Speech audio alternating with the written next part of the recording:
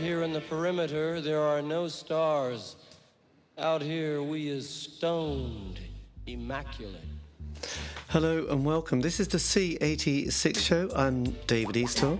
As you know, we love a special guest. This week it's going to be the turn of the musician and artist Nick Hobbs, who I spoke to very recently to find out more about life, love, poetry and all that other groovy stuff. Was in the indie band from the 80s, the Shrubs. Before that, he'd managed Henry Cow and had done lots of various musical bits and pieces before and since those heady days of the mid-80s. And I'll put various links of his work in the notes below, but you'll find out much more about what Nick's been up to since that golden decade. Anyway, after several minutes of interesting but casual chat, we get down to that exciting subject that was the early formative years.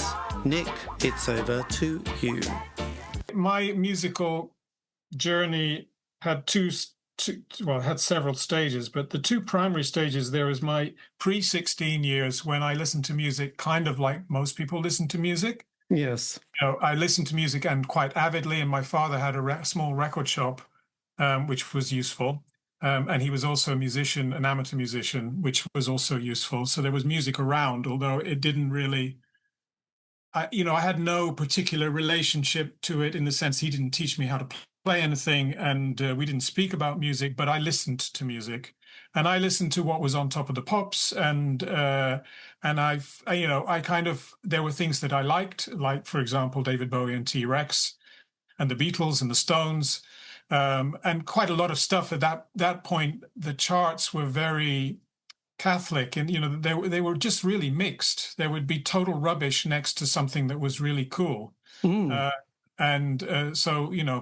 Fleetwood Mac would have a hit with Albatross, which would get to number one, and you think, well, this is a great piece of music, and then there would be something else by, I don't know, I can't remember the bad people, Cliff Richard or whatever. So it's that was the way it was in my childhood, and then when I was 16, I came across, or I heard Captain Beefheart in the school common room, played by a friend of mine who wasn't a friend at that point, but has became a friend and has remained a friend, and that turned me on to music in a different way. That turned me on to music in a way that sort of completely shook me up and said, "There's a whole different world out there." And it was a world. In the case of Beefheart, it was a world which was a mixture of verbal genius, creativity, and also musical genius, creativity, with a great deal of spirit, a great deal of energy, let's say. Yes. And that was very transformative, not in the sense that I immediately became a musician or a singer or a writer, but it transformed my personality. And it took me outside of my very small English world, and opened up a whole new global world and different ways of seeing things, and also different ways of being for myself. Yes, so that absolutely. that was the key moment. And then after that, there was a huge journey of discovery, which has never stopped. Yes, because you hit 16 when that was 1970, which was quite a mark, wasn't it, really? Because most decades, they slightly take a few years before a decade gets a particular identity. But I suppose I always think the 60s came to quite an abrupt end with so many deaths. And then the Beatles breaking up, and then Hendrix, Morrison, Joplin dying, Brian Jones dying. I mean, there was a sort of and then the musical kind of landscape changed quite so radically. There was the kind of those cheesy, the glam people that I'd probably mentioned at the beginning, and that production by Mickey Most, and like you said, the charts were filled with some really random things. Like you had songs about Granddad or Grandma and Benny Hill, and then Telly Savalas, with all those kind of black disco soul artists on Top of the Pops, which were very different again. And then, and then you had Captain Beefheart, and then Frank Zappa, and that kind of world as well. Well, the thing with Beefheart, it was also the way into, it wasn't was a way into psychedelia, or what is called psychedelia, and the great kind of flowering of experimental, what you might call various forms of experimental rock, particularly, but also pop, because David Bowie, for example, you could say was an experimental pop artist. So for me, that was just tremendous. It was just fantastic time. Yes. And I consumed music very avidly following that. So what was your first concert you went to at this stage? Was it in the 60s or early 70s? No, I didn't go to any concerts in the 60s. I was too young and didn't have any money. Right. I think probably the first concert I went to might have been, I don't remember, might have been Hawkwind. Right, Because I classic. had friends at school who were really into Hawkwind. And I think I went to see Hawkwind when I was about maybe 16. But I saw Beefheart when I went on tour with Beefheart when I was 17. I bunked off school. And then again when I was 18. And then when I was 19, when I was no longer at school. So I did 3 tours in a row with Beefheart in the UK.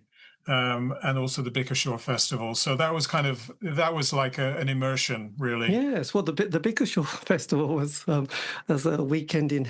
Was it a kind of a muddy hell or just hell? It was total hell, but the music was fantastic, and I got invited to dance on stage with the band. Right. And unfortunately, I've never found a film of this gig. Somebody must have filmed it, but I've never seen one.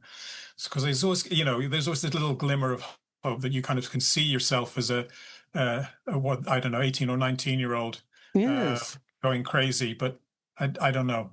I was always amazed that who organised it. It was Jeremy Beadle, wasn't it? The Bickershaw. I don't know. At that point, I was in touch with the band itself, and I got invited I befriended Beefheart's roadie, who then introduced me to the band. Not particularly to Beefheart, although I met Beefheart very briefly, but to Zuhorn Rollo and Mark Boston and or Rocket Morton and the others. I kind of was on friendly terms with, and they sort of took me under their wing.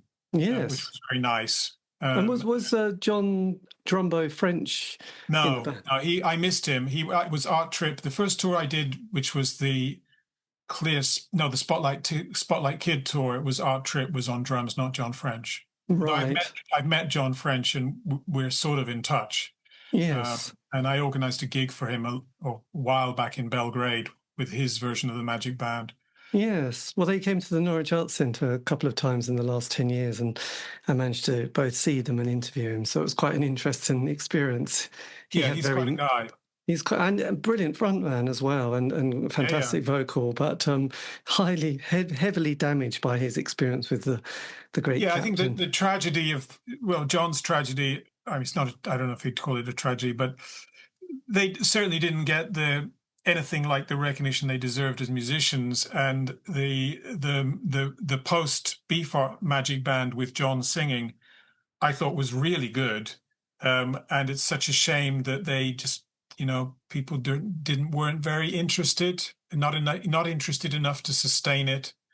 But that's a shame. Yes, well, there's a very good John Peel session they did, probably in either the O years or the teen years or whatever you like to call them, which still sounds awesome and kind of strangely sort of, I don't know, not threatening, but, there's a sort of a quality, a strength to it, isn't there, which is quite, quite intriguing, really, sort of dipping your toe. So you obviously left school. Where did you grow up, by the way? Where was your schooling until you left at 16? I went to school, I grew up in North Wales, and I went to school in Portsmouth from 14, boarding school, a direct grant school, because I was a troublesome kid.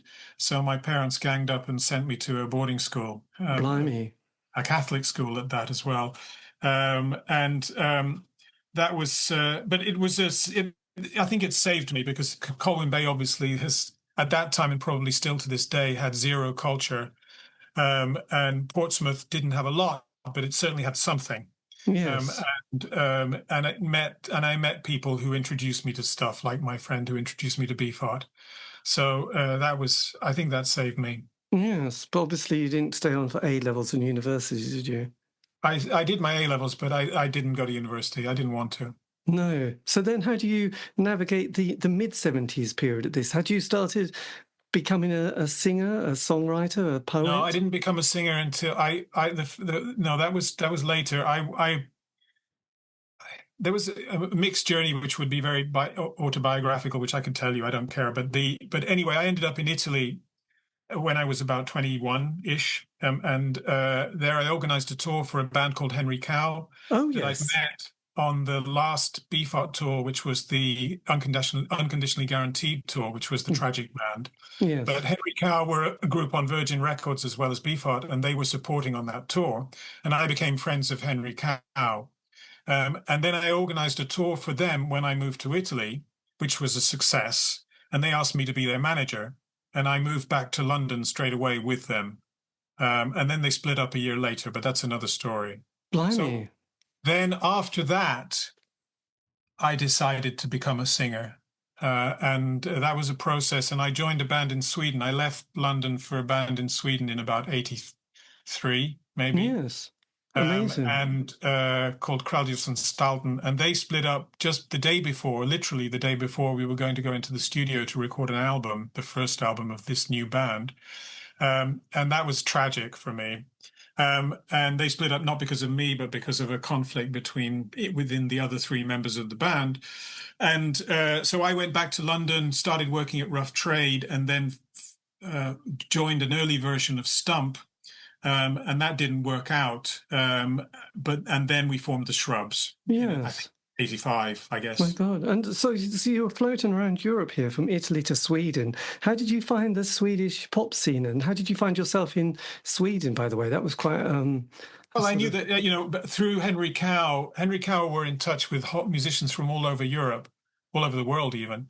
So I would meet musicians because of my relationship with Henry Cow, and then after Henry Cow split up with Chris Cutler, we formed a record label called Recommended Records, and blah blah blah. And so I met musicians through that who were sort of on a similar wavelength, some of them. And this particular band, the Swedish band, were such a band. Well, they didn't have a singer. And they were a great instrumental trio. And I said, well, why don't I become your singer? And they said, yes, that's a great idea. So then I moved to Sweden. Absolutely. My God. I mean, Sweden at that time obviously were quite hot with ABBA. So they must have... it was a bit later than ABBA, but it's not about ABBA. Sweden then and now, of course, had its own music scene with its own...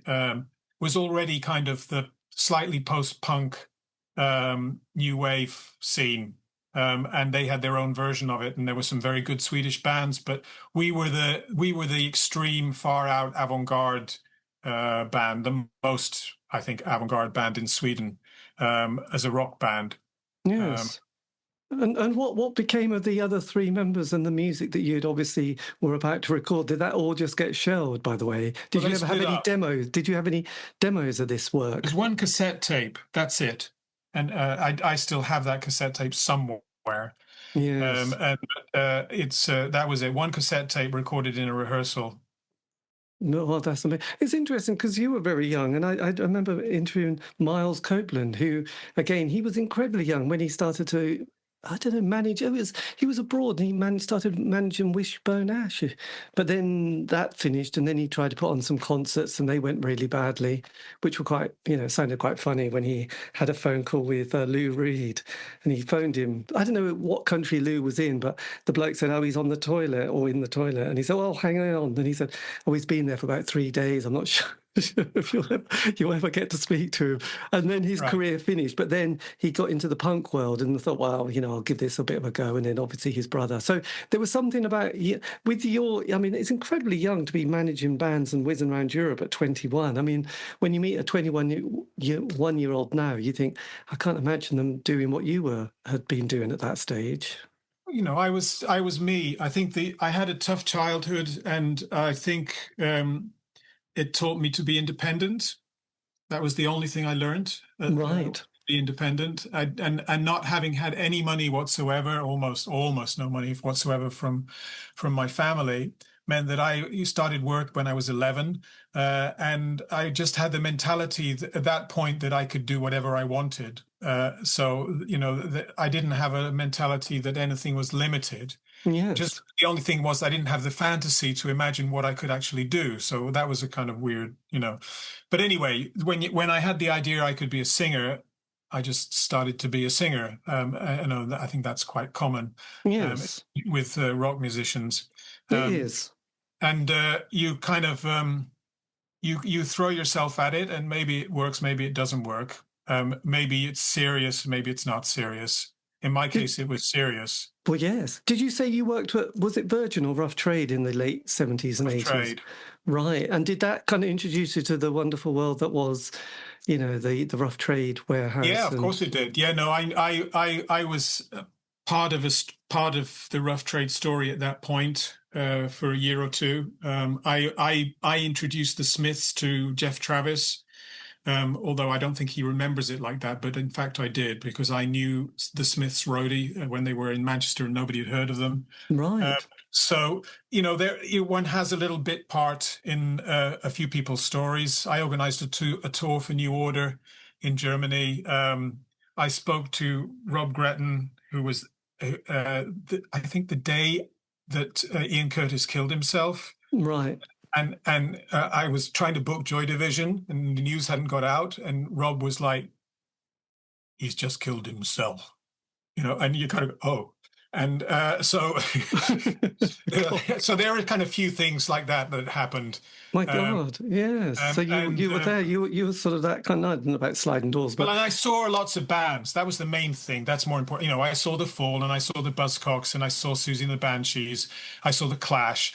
I was part of the scene. Yes. And actually, interestingly, particularly John Walters, who was John Peel's producer. He was quite, for some reason, he liked me, and he dragged me to see the Clash, for example, because I was maybe a little snobby. He thought, he remembered me as being Henry Cow's manager, and Henry Cow, of course, were definitely not a punk band, although liked by quite a lot of musicians who were in punk or new wave bands. So there was this transition period, which Peel is the kind of archetype for, between prog rock and the late 70s prog rock, or the mid 70s prog rock, and the punk, and then the new wave scene. Yes. Well, it was, I often think with certain decades, there's a sort of an interesting straddling process of, on a very simplistic level, you had the punk, post-punk, and then the 80s comes along, and there was the Thatcher moment, but there was also the Falkland War, then there's the miners' crisis, Greenham Commons appearing, but then you have all this kind of huge unemployment, and out of that you get the Blitz kids and new romantic music. You get this kind of new jazz kind of vibe with, there's a guy called Robin Miller who produced that first Sade album, so you had that kind of rather sophisticated scene, and then indie pop starts to appear, obviously with the Smiths in 83, and that's another chapter that appears. But then there's the goth scene, there's the psychobilly, there's the Paisley scene, isn't there? I didn't think in terms of scenes at all, and I think that comes maybe from my Top of the Pops education as a kid. It was just music that I like, or music that I didn't like, or music that I was nonplussed by. All the variations. So I didn't have that problem. So I mixed it. I also had a kind of curiosity to check out anything that was very left field, like The Fall or Throbbing Gristle or Einstürzende Neubauten or whatever, some of which I didn't like at all, and some of which I did like to different degrees. And I was also at that point listening to free jazz and to avant-garde classical music, and starting to listen maybe to world music of different kinds, and broadening my horizons without being particularly conscious about it, but just that was the process. And also hanging around with Chris Cutler in particular. Chris is an amazing repository of musical knowledge, has an amazingly wide taste. Yes. So he introduced me, even though he was in Henry Cow, which was obviously a prog rock band, but a very good prog rock band. He introduced me to Dylan, who I didn't really have any particular relationship to, Phil Oakes, who became very important in my musical education, especially for his lyrics, and a whole bunch of other stuff, which which kind of gelled around Henry Cow and what was called rock in opposition, and a big variety of music, actually. So that was enriching. Yes. Well, I think John Peel was that sort of beacon, because I suppose that's when I became aware of him in the 80s. And there was that wonderful world of early rap music with, Public Enemy and Tila Rock and LL Cool J. But also there was the Bundu Boys and Gregory Isaacs and Augustus Pablo and the Four Brothers and Thomas McFumo. And it was just like you had all that with Robert Wyatt, the Fall, the Smiths, and everybody else, and Ivor Cutler, and then the Welsh bands like Daft Bluggy, and you thought, wow, this is just John Peel. It was just the musical education with Bolt Thrower and Napalm Death thrown in, and you just thought, well, that was interesting. It was an interesting thing. So with Stump, then, were you there with Kev, Chris at the very beginning of Stump? Were you part of Stump? Yeah, I was there before they were Stump. I don't think they'd even thought of the name Stump. I can't remember that, but I was the first singer, and it was Kev, Chris, and me in the beginning, and then they threw me out because I was too serious. Right. And they wanted to be a more humorous or something, or lightweight band, in my view. And of course, the singer that they got, Mick, I think it was Mick. Yes. He was that, and they became relatively successful with that. They they made some money, which of course the Shrubs never did. No. So I doomed the Shrubs to penury, but on the other hand, musically it worked better for me, because I think the Shrubs were what I wanted at that point in my life. Let's put it that way. Yes. So this was 85, 86. The Shrubs came about. 85 was when we formed. Yeah. Right. And did you have quite a solid lineup at this stage? Yeah, well, except for the bass player, the other members of the Shrubs, we stayed together until the band split up. But the bass player, we had at least three bass players. The original bass player, which was Phil Roberts, who's unfortunately no longer with us, he left soon after we formed. He actually formed the original version of the band and gave the band most of its name. Right. But he invited me into the band, and then he sort of he wanted to go in a direction which was more like the Fall. Right. I didn't want to go in a direction, or I couldn't or wouldn't go in a direction like the Fall. I wanted to go in our own direction. And I think it wasn't we didn't fight, but I think that's why maybe he left the band. And then he formed a band with Mark Riley after Mark Riley left the Fall. Right. So anyway, we went through two more steady bass players. A guy called the name will come back to me, and then the last bass player was Mark Greby, who we was that Steve Brockway? Steve Brockway, yeah, Steve, who we're still in touch with. Steve Brockway, who joined a band in New York called, I can't remember anymore, and he had some success. Mark Greby, I don't think ever had any particular success, unfortunately, but they're both still alive and well, and I think playing. Oh, was he in the Jack Rubies then? That was Steve. Yes, Jack, right. Who have recently reformed and are doing some live new material. I think everybody's reforming and doing material. Sure.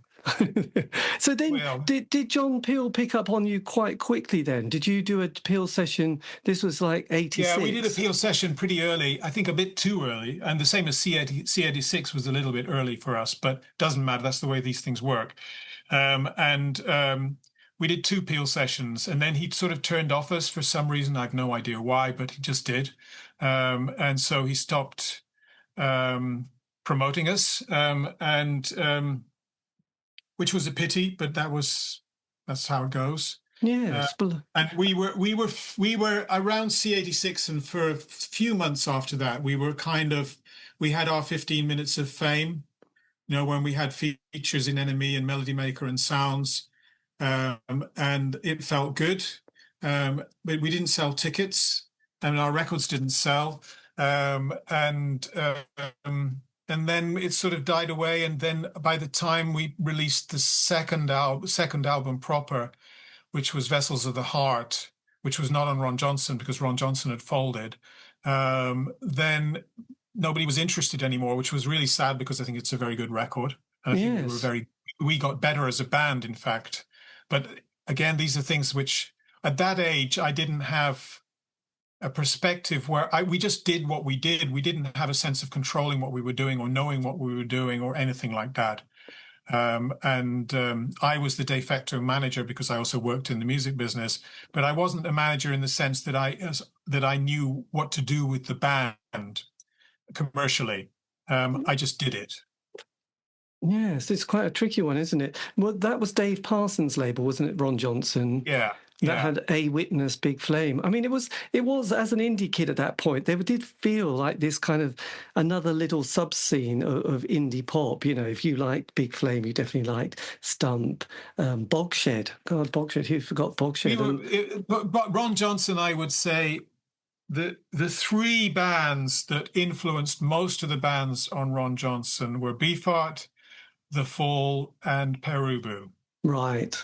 Those were the three that sort of fed into most of the bands on Ron Johnson, at least in my view. Certainly in the Shrubs case, that was definitely strongly so. Yes. There was also a certain amount of punk rock and which was the X particularly, and a certain kind of punk spirit, but also this left field, atonality, post Beefheart really. And that was a common factor. And it was a very beautiful thing because all of the bands on Ron Johnson were quite different, yet shared some common influences. It was a pity that the label didn't work financially. And Dave, I think he didn't have the deep pockets, the resources necessary to take it somewhere, unfortunately. Rough Trade distribution collapsed. I think various distributors collapsed around the mid-'80s. Yes. So it was really time for labels because they didn't get paid by distributors. We were in the middle of it. Yes, it was great. So when you did your first session in June '86, the second one a year later in '87, did you feel happier with the second session that you did for I think the second session was much better.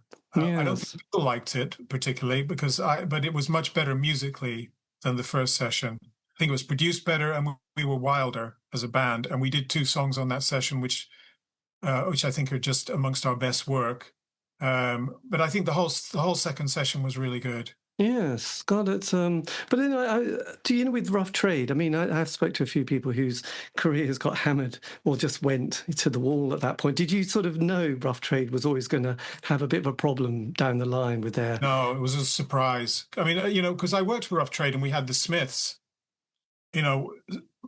It's a classic story of the finance you need in order to grow with a band that suddenly becomes mega.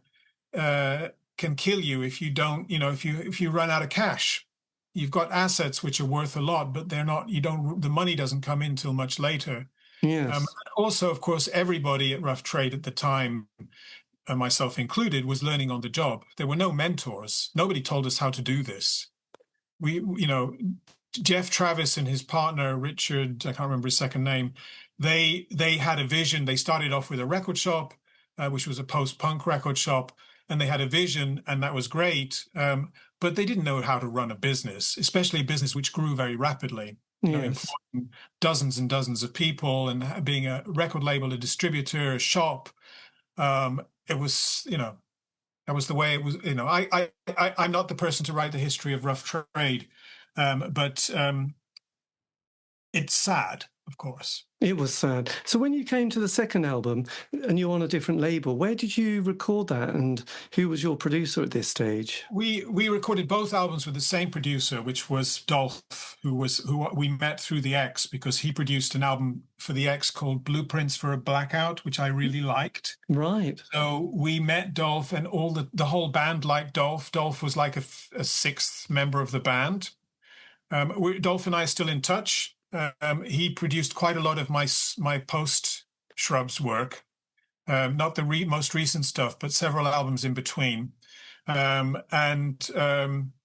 was just very compatible with us in terms of his approach, and he was affordable and not record company biz, not record biz, but very open to experimentation, open to to hearing music which was way off the wall. And pleasant to work with. hardworking, and so on. What was the next question? I was going to say, what studio did you use for it? We recorded Take Me Aside for Midnight Harangue, we recorded in Holland, as I remember. I'm pretty sure we did, at Dolph's kind of home studio somewhere where he lived in a squat. And then the second album we recorded at, is it called Sweet 16? Something like that, near Manchester. Right. Had some connection with New Order. I can't remember what, but there was some connection with New Order or with Martin Hannett. And we recorded there. I don't know why we recorded there, but we did. Right. My God, that was 88, which is quite an interesting period now, because obviously that kind of the indie pop world had slightly changed a bit with bands like the Smiths finishing, and then Ecstasy. I always think the Ecstasy kind of next kind of wave starts to come along, changing a sort of a musicality really with what was happening. And also another wave of 16, 18-year-olds starting to want to discover their... You know, when you're that age, or at least for me, I wasn't... Of course, I heard tons of music, and I heard tons of music around me, but I didn't feel that we were part of a scene. I didn't feel that we were not part of a scene. I just felt we did what we did. Yes. I didn't have a perspective on it to say where we fitted in particularly. I think the closest band that stayed with us as a sort of reference point would be the X. The rest of the Ron Johnson bands kind of disappeared. Yes. Unfortunately. And the X carried on, and they're still carrying on to this day. Thanks, of course, to a very favorable social security climate in the Netherlands. Well, absolutely. It does help, doesn't it? But yes, I mean, they've extraordinary. I know all the anarchists would sort of reference the X and probably go and stay there and play some gig at their kind of, I don't know, venue.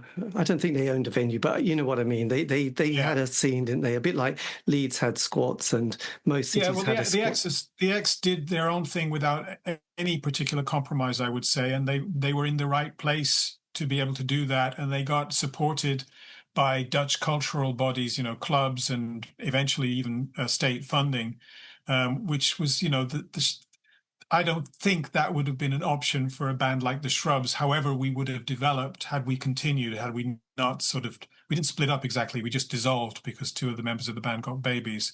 Right. Unworkable to continue the band. We didn't dissolve because of creative differences or anything like that. No. And did you, with that sort of experience or certain knowledge, did you keep your publishing for the Shrubs, and do you have the ownership? I mean, no one wanted our publishing, so that was easy. I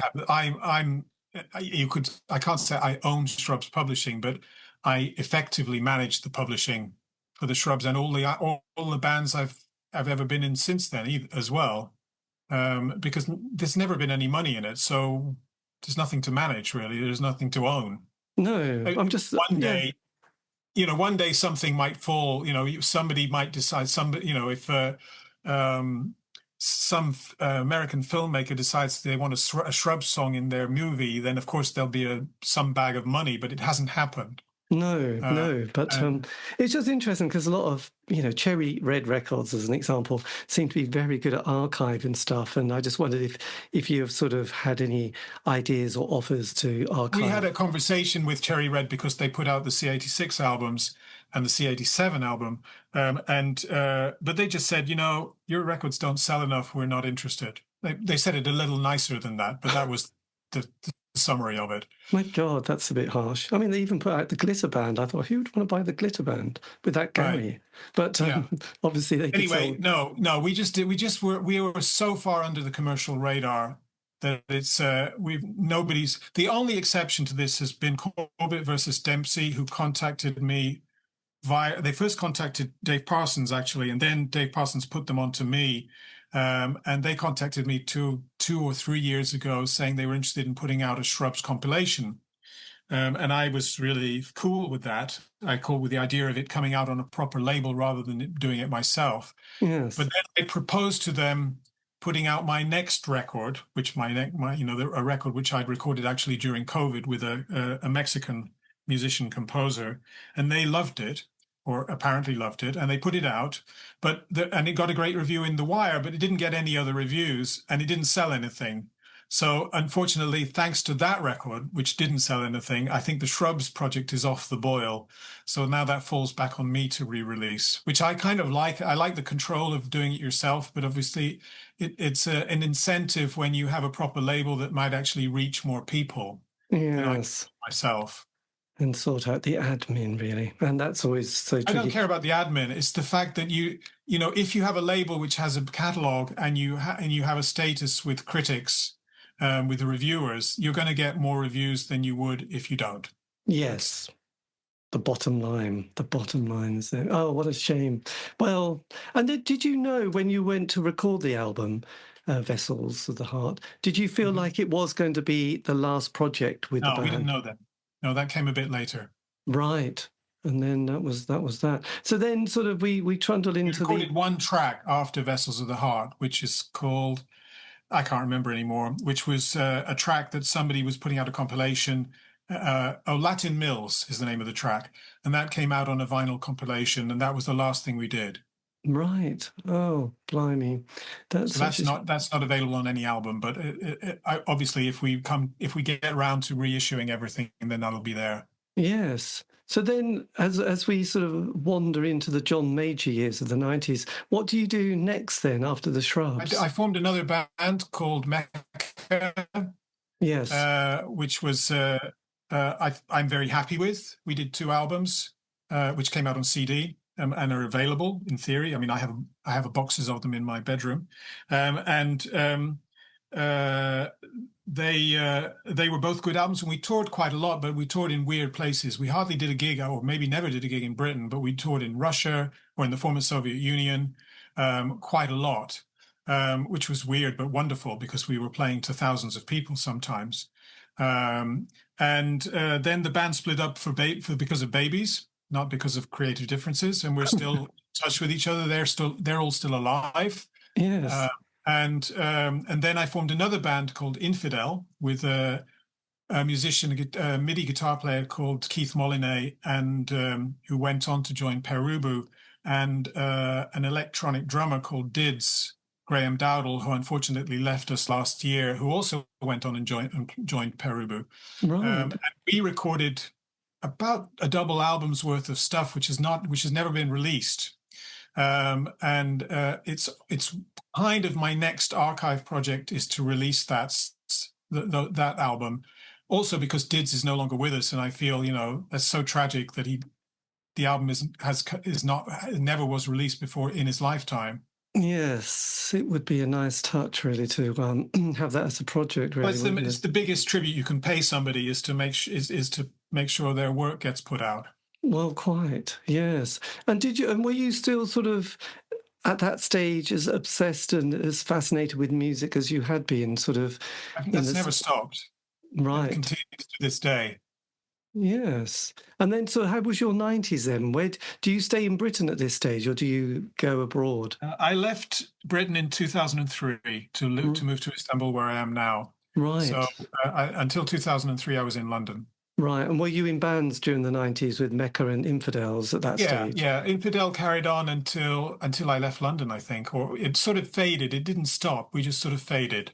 Yes. We actually recorded our an album, I think not long before I left, maybe late 22. So not 22, 2002. Right. And then I got caught up in my new life, and that's why it never got released. And then I formed a band in Istanbul, or a couple of bands in Istanbul, or 3 bands in Istanbul, and put out records with those bands and solo records. I had my job, and just I couldn't get to it. No, well, absolutely. So what takes you to Istanbul in Turkey, basically? Yes, what takes you there?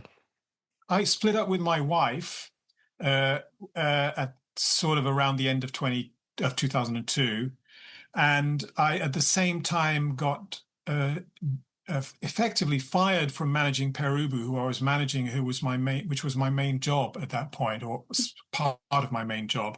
David Thomas wanted to take over the managing the band, and he did. which was, it turned out, although I was pissed off about it at the time, it turned out to be a fantastic freedom, and freed me to do other things in the music business, which I do to this day, which have turned out to be more successful financially, although that sort of changed when COVID happened, but that's another story. Yes. So I moved to Istanbul because I was bored with London, and it was very expensive to live the way I like to live in London. I wasn't making enough money. Most of my money was being made in Eastern Europe. And Peruba never paid a lot, obviously, because Peruba never sold a lot. I decided to move to Istanbul because it seemed like the most exotic place I could move to that wouldn't be like a war zone. Mm-hmm. And musically, it seemed interesting because it was culturally quite different from Europe. And I'd been to Istanbul for a couple of days with Manu Chao at the end of 22, I think. 2002, and I'd enjoyed that trip. Made a couple of friends, and I thought, I'm moving to Istanbul. There you go. It's got to be done. I think, is Pete Murphy also in Istanbul Pete as Murphy well? lives in Turkey. I'm not sure if he's in Istanbul. I've met him, I think, once briefly. Right. The backstage of some festival or something. Yes. But we've never been in touch. No. Well, I just wondered if there was a small sort of artistic community that you were part of. No. There's an artistic community which is very small, of which I am kind of a part, which is a sort of experimental musicians community. But it's right. So what do you then develop in the O years and onwards? What's your main hustle at this stage? You mean in terms of profession? Yeah, just, because I was looking at your SoundCloud and listened to the records you put on there on your SoundCloud page. But then did you have other sort of activities? None of the music I've ever made has ever made any money. So the music that I've made all my life has always been in parallel to my professional work, whatever it was, whether it was managing Henry Cow or working at Rough Trade or whatever I did when I was self-employed. Yes. And so I not only music, but I've done a lot of theatre work. I made a feature film. I became a dance teacher. I've done a lot of different things. I became a yoga teacher. I started in 2013, I became a green activist in Istanbul out of what felt like necessity. And so there's lots of other things. None of those things make any money. So the thing that made me money was organizing concerts, promoting concerts, becoming a talent buyer, which means when you negotiate an artist for a third party for a festival or a promoter or a venue or something like that. And also returning a bit to the work that I did at Rough Trade, which was being an artist agent. Right. Which we do now. More than we have been doing because I like it. It's the part of my professional work which I like most. So because you're involved directly with the artist and growing the artists in their career, and you can choose the artists that you work with. Whereas promoting is more like a casino business. And then and then I just realized. So you were starting to do productions, weren't you? Because in 2016, I've just found you did come to the Norwich Playhouse doing the work of Jacques Brel. Oh, okay, all right, okay. So I've forgotten that. I think it was the Norwich Festival. That was it. Some kind of festival. Yes. Yeah. That was organised by Sirius. I put out an album which actually hadn't come out at that point, but I'd already prepared the album or recorded the album, I think. And David Jones at Sirius liked the project and booked it to 2 UK festivals. One, I think, was in Cardiff and the other was in Norwich. Yes. Right. Okay, then. And they were not well-attended concerts and nothing happened after that. But I did put the album out. I have the album, which took a while for copyright reasons. I think it's an interesting record. It's very off the wall. Yes. And did you do versions If You Go Away, Amsterdam, Seasons in the Sun? Yeah. I did. Well, I did. I see. The whole idea was that I would sing it a cappella, so that there was no music, so the words were really at the front. And then and the other part of it was that I translated the lyrics myself. which is the copyright issue, because you're not allowed to do that. Right. So I retranslated all the lyrics, including "If You Go Away," which I called "Don't Ever Leave Me," which is a more accurate translation of "Ne me quitte pas." Yes. So that was quite a labor of love, but those are the best labors. Yes. God. So yeah. Oh, God, that was 9 years ago now, wasn't it? And it was kind of interesting because that's around the same time that David Bowie had passed away, who was obviously, yes, tapped into the Jacques Brel sort of Yeah, songbook. he did a good version of Amsterdam. And My Death. Yes. So he's anyway, I there was just because I loved Brel's performative personality, and I also greatly appreciate the French chanson à texte tradition, where the rather than having a kind of verse chorus thing, you have more of a poetic text set to music, and Brel was good at that.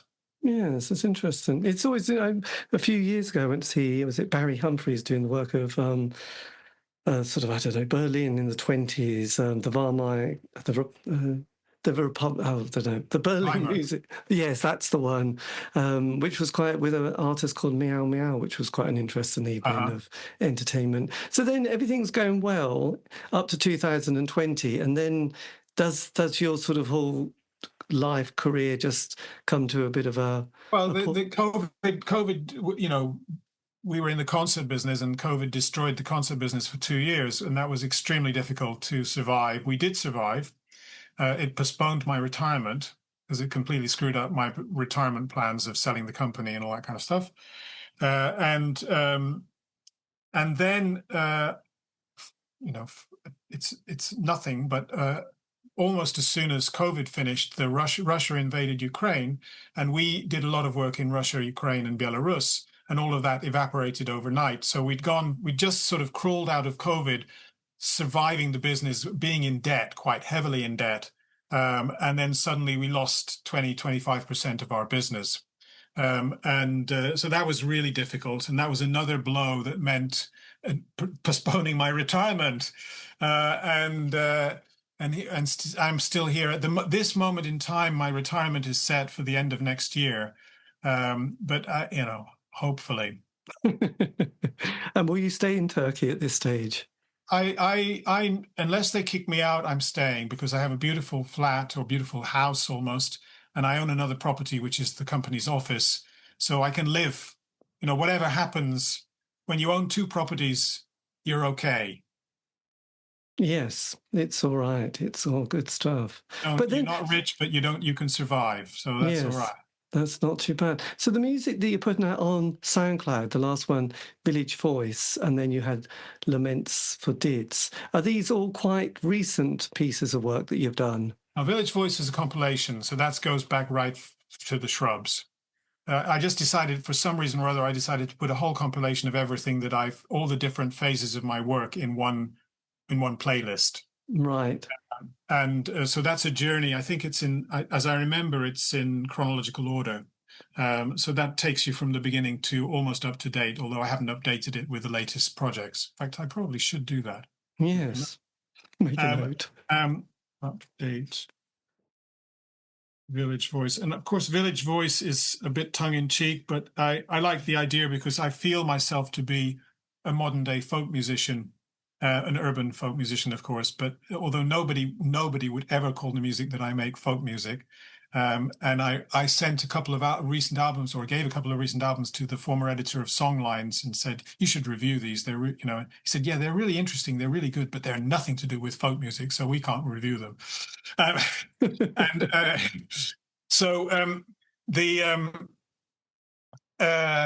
Anyway. I kind of so there's the latest things. Well, there's the Superstition album, which is the album that came out on Corbett versus Dempsey with the Mexican. My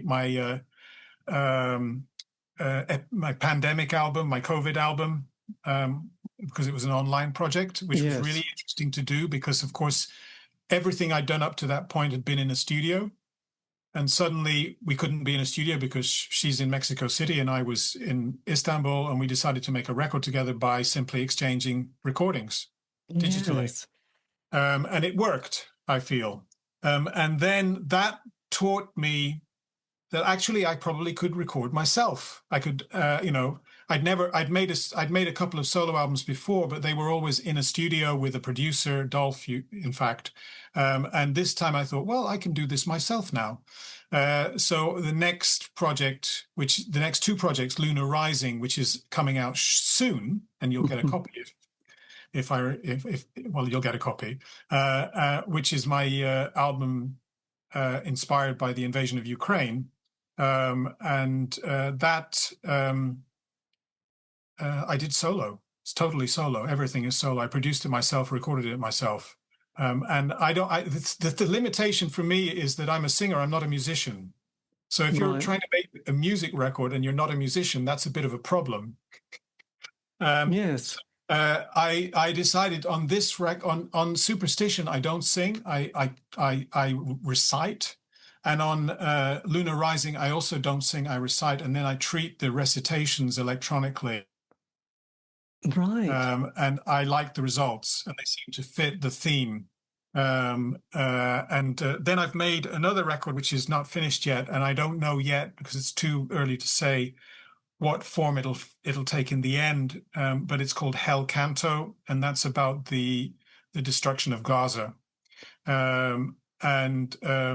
But it doesn't have any words because I'd just written 36 pieces about the Ukrainian war, and I'd run out of words to say about war.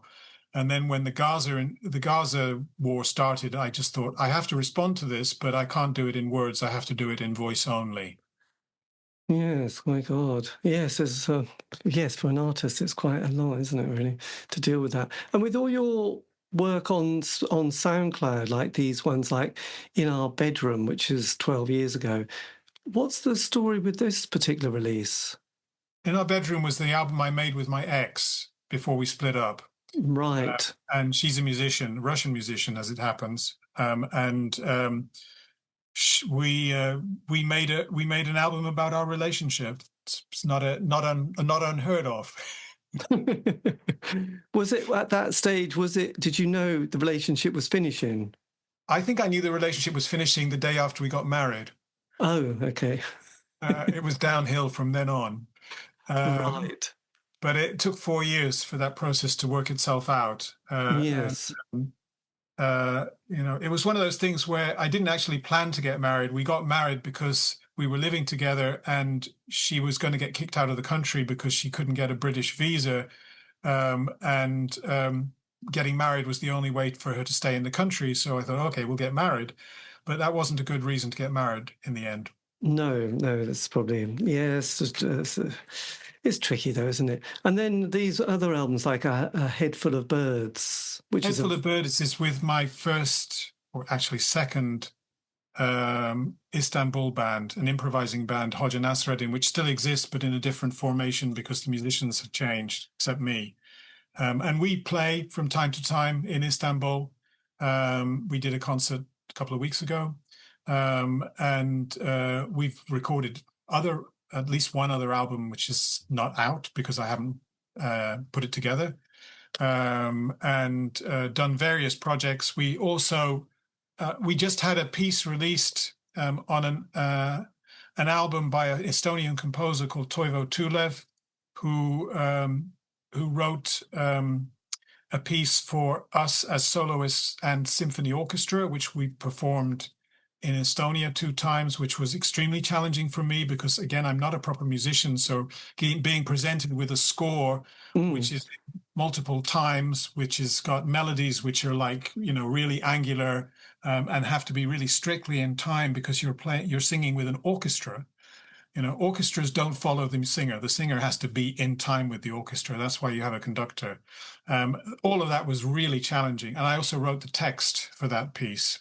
So that just came out. So that's with Hoxha Nasreddin and the Estonian Symphony Orchestra. Yes. Oh my God. And then you've got a lot of pieces here, laments for different people. These old friendships that All friends who died, yeah. Right, and and then songs from the lowland. This was about 2 years ago. That was the Brel record. Right, so that was that one. Oh yes, of course, all 20. So yes, you've been archiving on SoundCloud. Do you have a Bandcamp page as well? No, the new album. Well, Superstition is on Bandcamp. Superstition is on everything. It's on Spotify and Bandcamp and Apple Music. And I will put the new album, the Ukrainian album, out on Bandcamp and everything else as well.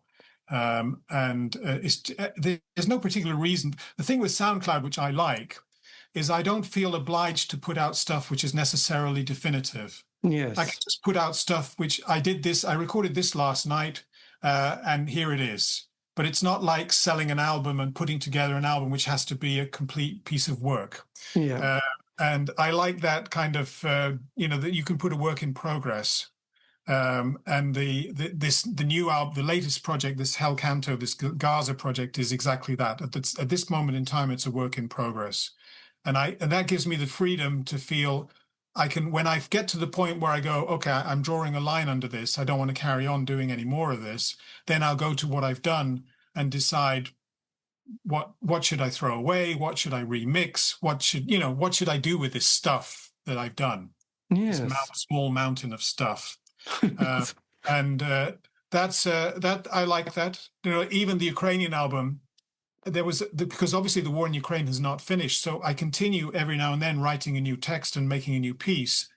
But I drew the line at 33. I thought 33 is a good number. It's a double album. It's 2 hours of hell. And I drew the line there and said, that's the album. And everything I've done after that, which is only 3 so far, I've put out as a coda on SoundCloud. So it's there. So that the work still is out there, but it's not, I didn't need to wait for the war to finish. No, my God, it's there's a lot to sort of sort out on that, isn't there? So going forward, then, what's your projects for the rest of the year and into next year? I think well, of course, I have to get the Ukrainian album out, but it's already mastered, so it's at the manufacturers. The artwork is done, so unless I run out of money, it will come out within the next 3 or 4 weeks, I guess. Then I would move on to the what I call the Unholy Land album, the Hell Canto album, right? And put it out, I guess. Yes. After that, I think I'll return to the Infidel album, which is the album which never was released, with Keith Molinay and Dids. Oh God, you have got a lot of projects on, haven't you? Actually, sort of. How do you cope with so much going on in your head and sort of? I'm good at multitasking. Right. I think that's the only thing I'm good at, but I am good at that. I don't know. I think I was either going to be schizophrenic or good at multitasking. There you go. There you go. Are you able to sort of let go of things emotionally and sort of move on quite seamlessly? Pretty much, yeah. I mean, of course, I think that some things are so awful and so tragic, like the war in Ukraine and like the war in Gaza. You can't let go of them. You can put them to bed once they're over, but neither of them are over. So, and because both of them are very close to me, in terms of, like, I know I've been to Israel several times. I know Ukraine very well. I know Russia very well. My former wife was Russian. My current girlfriend is Russian. I speak Russian. So I have a lot of connections to these places, which mean that they're not just kind of abstract, distant places. Of course, there are wars, terrible wars all over the world, and always have been. But I don't feel as much distance from these wars. I feel much less distance. And the Gaza war is so awful. It's more awful than the Ukrainian war, that you feel also co-responsible, because it's British and French and American and German weapons that are bombing the Palestinians. Yes. So, even though I'm not I have the British vote, but I don't, now I do, but I'm not a British taxpayer anymore, but I still, culturally I feel co-responsible. Mm-hmm. And I have Palestinian friends here in Turkey. I also have Israeli friends or friends, and I even have Russian friends who moved to Israel after the invasion of Ukraine because they hated the Russian regime and found themselves now in the, having to deal with the Israeli regime. So, all of that is all of that stuff is kind of close to home. So then if it's close to home, I think the answer to the question is actually the big thing about being an artist. The biggest thing about being an artist, apart from the artists who make money from it, but the artists who don't make money from it, is that it does give you a vehicle for expressing yourself and expressing your feelings, and putting them into words, or putting them into music, or putting them into dance, or putting them into something. So I think that's a major positive of being an artist, that you actually are able to liberate yourself from whatever's going on in your brain and body by expressing it in your particular artistic form. Yes, well, yeah, that's, I know it's quite relentless, really, the last couple of years. So God knows when it will end, if it will. Who knows? It's just a weird one, isn't it? But I hope you, yes, I hope you manage to sort of get those projects done and sort of look at the other archives as well. Because it'll be, I mean, when I've listened to the Shrubs stuff, as an example, it still sounds really intriguing and interesting and captures a moment in that time. Hopefully. I hope so. Yes. Yeah. Well, I think it does. I mean, of course, we all listen to music that was recorded decades or even, a century ago. And that's part of the joy of music. It's not only music, of course. Other art forms have the same quality, but it's the joy of the fact that the historical now is reborn in the present. Yes. And so stuff you did when you were 25 years old, it was present at that point, and the recording of it is present when you re-listen to it. And that's fantastic. Yes, absolutely. I pity all the people who lived before the recording age, because their work is all gone. It's an intriguing thing to think about, really. What did people used to listen to before it was, recorded in some form that we can... They listened to live music. Yes. There was no recorded music. Of course, if you were an orchestral composer, or if you were a classical composer, you scored your music. So that was a way of recording it. Yes. And people learned songs or learned music from each other, so that your children would learn your music, and then they would make it their music and pass it down in the family, and so forth and so on. But it's not quite the same thing. No, and it'd be interesting as well. I mean, there's the scores, but there's all the other music that must have just been recorded, and which no one ever, recorded, or yes, it's gone. But people must have listened. That's what I often think about. People must have been listening to something, but what that was, who knows? It must have been just... Well, all the precursors of the music that we listen to today. Some, of course, there's a lot of music that probably just died out. And in various genocides, cultural sides, the peoples that are no longer with us, their music is gone as well, or maybe there are vestiges of it hanging around, but a lot of it is gone. There you go. Yes, it's like if you a typical example is Greek literature. Quite a lot of Greek literature survived, but it might be 10% or less than 10% of what was around 2,000 years ago. Most of it got destroyed. Yeah. Historically. So, we've lost tons and tons of stuff. Every time there's a fire and a painting gets burnt down, if it's burnt, it's gone. But that's I think the age we are in now with the digital age has this sort of a plus, that there's if you make something and you put it out, it's less likely to disappear. But on the other hand, there's an ephemerality about it as well, because it doesn't, if your music is only available digitally and somebody doesn't pay the subscription, then it's sort of at some point it disappears from the distributor. Yes. And then it's gone. Yes, so that will have the same effect. If your hard drive, if you stored it on your hard drive and your hard drive fails and you didn't have a backup, it's gone. Or if you die and nobody gives a damn about the stuff that's on your hard drive, it's gone, and so on and so on. So I know. But anyway, so on that downer. But look, Nick, thank you ever so much for this. This has been amazing. And if you want, I can always send you the link, and you can always use the interview I'll pass elsewhere. it around and post it on my website. Yes, absolutely. But look, thank you ever so much for your time. It's been brilliant, and best of luck with the next couple of projects or the next. And project. send us your postal address so I can send you a copy of the next album. Oh yeah, that'd be amazing. Okay, well look, have a nice evening, and thanks a lot for your time. Take care. Right. Bye-bye. Thank you. Bye-bye.